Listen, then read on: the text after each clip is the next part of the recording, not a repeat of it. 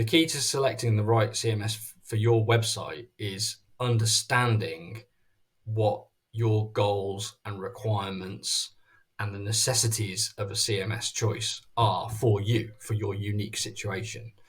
Um, and it's also helpful to know what your nice to haves are, but it's important to identify them as nice to have and not deal breakers, because when you're selecting a CMS, if you choose based on things that you think may be desirable, and they take precedence over things that are key and core, albeit potentially a little less exciting, you might end up with a suboptimal choice.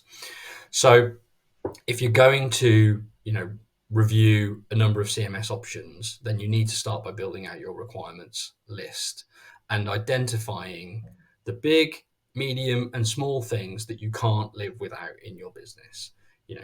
At the high end, it's going to be things like, what are the core objectives for this website? Is it lead generation for our pipeline? Is it supporting sales through other channels? Is it transacting online, getting people to buy and check out and pay on that website experience? Is it creating a community? Is it providing a learning service? Identify what your big goals, ambitions, and objectives for the site are, and document those. Because what you ultimately need to produce is essentially a requirements document against which you can compare all the CMS choices that are available. You then probably want to look at the next level down, which is, what are your requirements for the site in terms of, the features, the tools, the technologies that are built in, and that might require some research to really understand what's necessary to achieve certain key requirements in terms of, do you need an SSL certificate, for example? Most probably yes. Do you need a content delivery network? Most probably yes. Do you need redundancy and resiliency within your infrastructure, etc.? Do you need role-based or granular permissions? There's a whole lot of things that you can start to think about, and it just pays to get all that down on paper so that CMS vendors or partners that you approach about those CMS choices can tell you definitively whether the CMS, being discussed, complies fully, complies partially, has an alternative solution to that, or just doesn't offer that one particular feature. You're unlikely to find a CMS that does absolutely everything that you want it to. So you're going to have to look at the difference between the responses you get and potentially weight some of these factors in order to make, the safest choice. And then once you've established all of those requirements, you can go out to tender effectively. You can either yourself compare the feature sets of the CMS choices on offer against your requirements, or you can ask the vendor or the partner to do that and establish which one provides as much of as many of your requirements as possible, and you're going to want to look at price and total cost of ownership and the cost of services on those platforms as well, most likely, but you'll be able to build a picture of how to obtain the right CMS.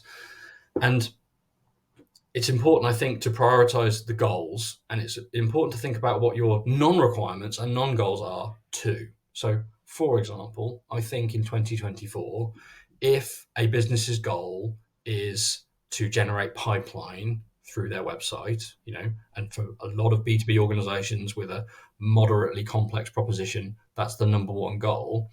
It's probably not a goal or a requirement or even a desire to be responsible for updating the version of the software on their servers, making sure they've got the right, database version installed, to keep their site live, monitoring it and detecting threats themselves, testing it for vulnerabilities periodically. These are all things that can be done by vendors nowadays. And in lots and lots of cases, I think they ought to be things that companies look to offload to the vendor rather than retain. I saw a LinkedIn post just today that said, sometimes it's as simple as server resources that are making your site slow. in one case, upgrading to a higher hosting package on a more powerful server solved the problem. And I'm like, if in 2024 you're a growing business and you have to worry about that sort of thing, you're potentially on the wrong CMS and on the wrong hosting platform for your goals and for your needs. And yes, there's lots of value in that post and that statement, and and there are lots of applications and situations where that approach to website hosting is the desirable one. But again, look at your actual goals, requirements, and needs as a business and align your choice of CMS to those. As an agency, we've specialized on and we recommend HubSpot for lots of these reasons, because for the majority of businesses that we're best suited to help, their goals, their requirements, their needs for their website, for the technology behind their website are so well served by the feature set that HubSpot have built into the CMS Hub.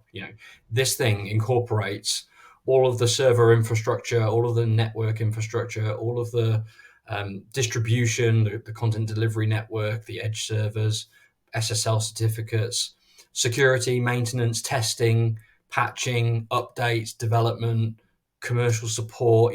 It just takes care of all of those things, which when I look at the requirements in RFPs for B2B organizations who are evaluating CMS choices, it just tackles a whole swathe of them for them. Quite often, an RFP will be written with an expectation that the agency will provide a lot of those services, the testing and the monitoring and so on. It's just not required anymore. There are a lot of good integrated CMS options available today. HubSpot's not the only one, and there are a lot of good, self-hosted and open source options too.